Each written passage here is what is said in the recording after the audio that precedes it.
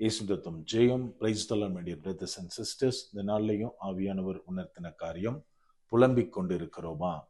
ஆவியானவர் உணர்த்தின வசனம் நியாயாதிபதிகளின் புஸ்தகம் அதிகாரம் 6 வசனம் 13. அப்பொழுது கிதியோன் அவரை நோக்கி, என் ஆண்டவனே, கர்த்தர் எங்களோடே இருந்தால் இவையெல்லாம் எங்களுக்கு நேரிடுவானேன்? கர்த்தர் எங்களை எகிப்திலிருந்து கொண்டு வரவில்லையா என்று எங்கள் பிதாக்கள் எங்களுக்கு விவரித்து சொன்ன அவருடைய அற்புதங்கள் எல்லாம் எங்கே? இப்பொழுது கர்த்தர் எங்களை கைவிட்டு மீதியானியர் கையில் எங்களை ஒப்பு கொடுத்தாரே என்றான். And Gideon said unto him, O my Lord, if the Lord be with us, why then is all this befallen us? And where be all his miracles which our fathers told us of, saying, Did not the Lord bring us up from the Egypt? But now the Lord hath forsaken us and delivered us into the hands of the Midianites. Judges chapter 6 verse 13. எனக்கு அன்பானவர்களே, இந்த இடத்துல என்ன வாசிக்கிறோம் அப்படின்னா, கிதியோன் கர்த்தருடைய தூதனானவர்கிட்ட புலம்புகிறதை நாம் பார்க்கிறோம். அவர் சொல்றாரு, ஒருவேளை கர்த்தர் எங்க கூட இருந்தா நாங்க ஏன் இவ்வளவு கஷ்டப்படுறோம்? எங்களுக்கு எங்களுடைய பிதாக்கள் சொல்லி இருக்கிறாங்க, எகிப்து தேசத்துல இருந்து ஒரு அற்புதமா எங்களை தேவன் நடத்தி வந்தாருன்னு. அந்த அற்புதங்கள் எல்லாம் எங்கே போயிற்று அப்படின்னு கிதியோன் இந்த இடத்துல கூறுவதாக நம்ம வாசிக்கிறோம். நாம் இந்த நாட்களில் தேவனுடைய பிள்ளைகளாய் இருக்கிறோம், ஆனால் புலம்பிக் கொண்டு இருக்கிறோமா? நம்ம கொஞ்சம் யோசித்து பார்க்கணும்.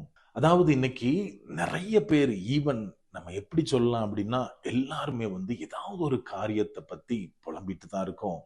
எனக்கு இது இல்லைன்னு நிறைய பேர் புலம்புவாங்க, அதே காரியம் ஏன் இருக்குன்னு நிறைய பேர் புலம்புவாங்க. ஸோ புலம்பல் நிறைய பேர்கிட்ட இன்னைக்கு காமனா காணப்படுற விஷயமா இருக்கு. கொஞ்ச நாளைக்கு முன்னாடி நாங்க கார்ல ஊருக்கு போயிட்டு இருக்கோம். அப்போ மதுரை தாண்டி போறப்போ அங்க பயங்கரமா இந்த ரோட்ல டிராபிக் அப்படியே எல்லா வண்டியுமே நிக்குது. நாங்களும் நிக்கிறோம். ஒரு 10 நிமிஷம் ஆச்சு, 20 நிமிஷம் ஆச்சு, கிட்டத்தட்ட ½ அன் ஹவர் ஆயிருச்சு. வண்டி எதுவுமே மூவ் ஆகல. ஸோ என்ன பண்றதுன்னு தெரியாம நானும் சரி, எனக்கு பின்னாடி இருந்த வண்டியில உள்ளவங்களும் சரி, இறங்கி முன்னாடி போறோம்.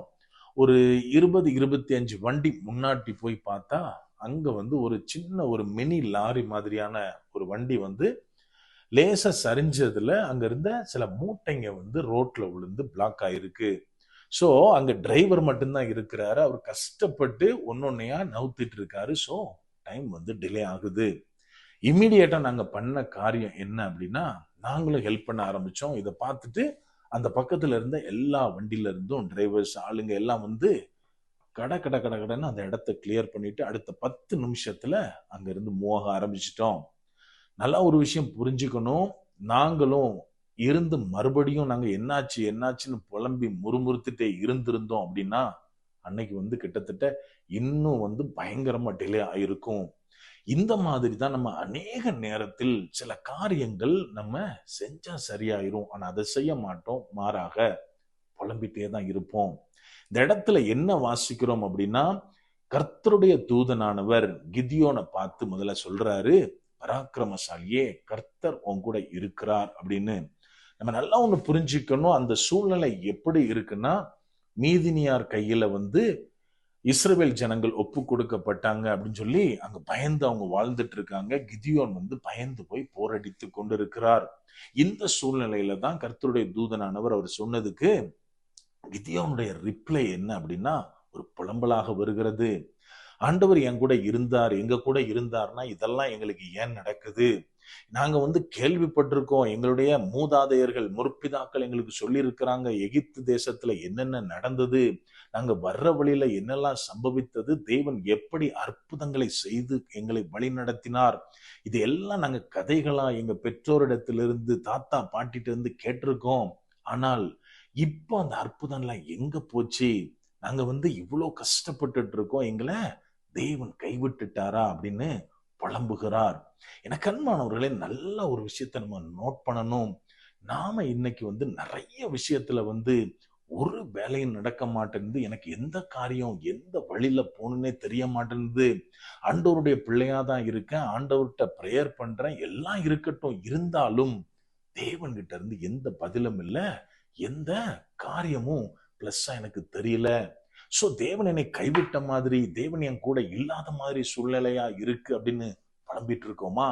நம்ம கொஞ்சம் யோசிக்கணும். அதாவது இந்த இடத்துல நம்ம பார்க்கணும், இஸ்ரவேல் ஜனங்களோட ஹிஸ்டரிய திரும்பி பார்க்கணும். தேவன் அவங்களோட இருந்து அவங்கள நடத்திட்டு வந்தார். ஆனால் எப்பெல்லாம் அவங்க தங்களுடைய வழிகள்ல தேவனுக்கு பிரியமில்லாத காரியத்தை செஞ்சாங்களோ, சில அருவருப்பான காரியங்களை தங்களுக்குள்ள அவங்க ஏற்படுத்தி கொண்டார்களோ, அந்த நேரங்கள்லாம் நமக்கு தெரியும், தேவன் அவர்களை புறஜாதியாரிடத்தில் ஒப்பு கொடுப்பார். அதாவது மத்த ஜாதிகள், அதாவது அம்மோன் புத்திரரா இருக்கலாம், மீதினியாரா இருக்கலாம், இன்னும் பெலிஸ்தியரா இருக்கலாம். இந்த மாதிரியான ஜனங்கள் அவங்கள அடிமைகளாக வைத்து ஆளுகை செய்ததை நாம் பார்க்கிறோம்.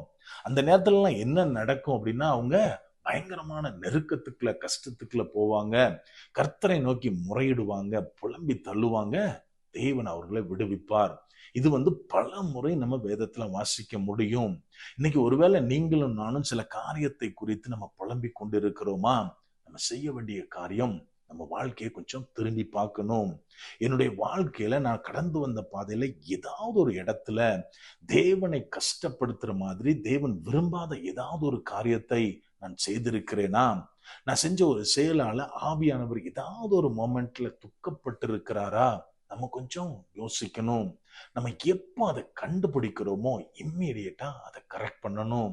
நம்ம எப்போ ஒருவேளை நம்மளால கண்டுபிடிக்க முடியாம இருக்கலாம், ஆவியானவரிடத்துல உதவி கேட்கணும்.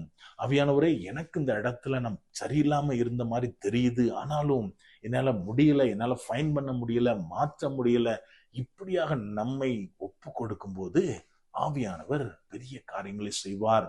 நம்ம எப்போ நம்முடைய வழிகளில இருக்கிற தேவனுக்கு பிரியமில்லாத காரியங்களை எடுத்து விடுகிறோமோ, அப்போது தேவன் நம்முடைய புலம்பலை ஆனந்த களிப்பாக மாற்றுவார். அப்படியே கண்களை மூடுவோமா? அன்பான ஆண்டவரே, இந்த நேரத்திலே அப்பா உம்மை நோக்கி பார்க்கிறோம். ஆவியானவர், நீர் எங்களோட இருக்கிறீர், அதற்காக நன்றி செலுத்துகிறோம். அப்பா, நீர் எங்களை அற்புதங்களால நிரப்பி அதிசயத்த விதத்துல எங்களை நடத்துகிறீர் தகப்பனே. ஆவியானவரே, நாங்க சில நேரத்துல உண்மை துக்கப்படுத்துகிற மாதிரி காரியங்கள் செய்யறோம். அதனால சில வேலைகள்ல நாங்க தேவன் எங்களை கைவிட்டது மாதிரி உணர்றோம் தகப்பனே. புலம்பி தவித்து கொண்டிருக்கிறோம். இவ எல்லாவற்றையும் நாங்க விட்டு விட்டு உமது பாதையில மறுபடியும் நடக்க, அப்பா உங்க சித்தத்துக்கு எங்களை ஒப்பு கொடுக்க நீர் எங்களுக்கு உதவி செய்ங்க. முற்றிலுமா எங்களை தாழ்த்தி ஒப்பு கொடுக்கிறோம். பலப்படுத்தி ஆசீர்வதிங்க. மீட்பர் இயேசுவின் மூலம் ஜெபிக்கிறோம். ஜெபம் கேளும் எங்கள் நல்ல பிதாவே. ஆமென். God bless.